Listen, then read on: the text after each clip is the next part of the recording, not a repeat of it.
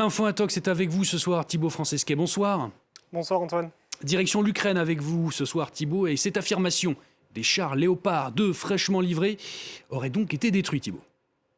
Oui, tout à fait. C'est ce qu'affirment certains utilisateurs de Twitter. Regardez ici, par exemple, ce tweet qui explique le premier Léopard capturé à Artemovsk, c'est l'ancien nom de Bakhmout, par les soldats russes absolument intacts avec tout l'armement au complet et son équipage des mercenaires polonais. Vous voyez donc la photo de ce char avec un drapeau russe dessus. Un tweet qui a été vu plus de 184 000 fois et qui est estampillé avec une date, un 1er mars 2023, 8h40. Ensuite, on a un autre tweet qui présente cette fois-ci un char complètement carbonisé avec ce message. Le premier char Léopard détruit aujourd'hui, 26 février 2023, près du village de Yadnoï. Les combattants de Wagner ont détruit le premier char Léopard. Les combattants ont été très surpris de voir du matériel allemand déployé sur nos positions. Alors qu'en est-il réellement, Thibaut? Est-ce que ces chars ont pu être identifiés?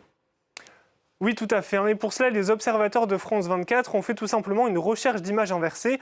Et sur la première photo du char avec le drapeau, ils l'ont retrouvée ici, regardez, où en fait, elle apparaissait en décembre 2006, donc il y a plus de 16 ans, sur un site russophone. Et la seule différence, vous voyez, si on reprend la photo de tout à l'heure, c'est qu'il n'y a pas le drapeau russe, un drapeau qui a en fait donc été rajouté artificiellement, puisque vous voyez que tout le reste de la photo est identique. Sur la deuxième image maintenant qui présentait le char carbonisé, là les observateurs ont retrouvé sa trace sur un site russe toujours qui s'appelle Top War, qu'on a traduit la page en français. Et vous voyez avec ce titre Char turc Léopard, complètement détruit en série avec une date, 5 février 2018. C'était il y a donc 5 ans. Et on apprend en fait que cette photo a été prise lors de la guerre en Syrie, un char qui a été détruit lors de la bataille d'Efrin. Et on peut recouper cette information par plusieurs médias turcs. Il est donc impossible que cette photo ait été prise en Ukraine.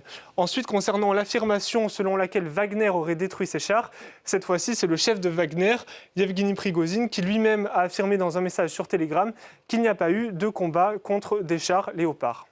Pas de chars Léopard 2 donc détruits en Ukraine, on l'aura compris. Une autre info qui circule toujours sur l'Ukraine, Thibaut, elle concerne des propos soi-disant chocs du président Volodymyr Zelensky. Oui, tout à fait. Selon certains utilisateurs de Twitter, Volodymyr Zelensky voudrait mobiliser des jeunes Américains. Regardez ce tweet qui affirme « L'Ukraine a besoin de jeunes Américains frais pour aider à combattre sur le terrain. Les États-Unis devront envoyer leurs fils et leurs filles en guerre et ils mourront ». Et vous voyez en fait cet utilisateur, il s'appuie sur une vidéo qu'on va voir ici où Volodymyr Zelensky en fait est traduit. Vous voyez, il dit « Les États-Unis devront envoyer leurs fils et leurs filles à la guerre de la même façon que nous envoyons les nôtres. Ils devront se battre parce que c'est l'OTAN dont on parle et ils mourront. N'en déplaise à Dieu, c'est une chose horrible. » Mais alors Thibaut, est-ce que le président ukrainien a vraiment prononcé ces mots ? Eh bien oui, il les a prononcés, mais en fait tout est une question de contexte. Et pour cela, en fait, ce sont nos confrères de Reuters qui ont retrouvé le contexte dans lequel ces propos ont été tenus. C'était le 24 février dernier, lors de son discours pour marquer l'année écoulée depuis le début de la guerre en Ukraine.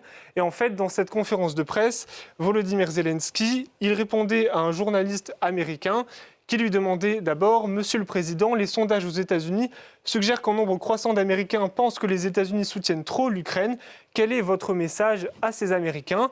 Zelensky répond d'abord qu'il remercie les Américains qui soutiennent l'Ukraine, puis il poursuit avec ces mots « Les États-Unis n'abandonneront jamais les États membres de l'OTAN. S'il arrive que l'Ukraine perde, la Russie va entrer dans les États baltes, les États membres de l'OTAN.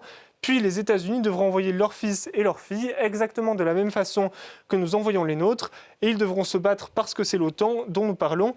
Et ils mourront. » Donc vous voyez, effectivement, ces propos ont bien été tenus, mais pas du tout dans le même contexte. En fait, Zelensky parlait là de l'hypothèse dans laquelle la Russie envahirait un État balte, un État membre de l'OTAN.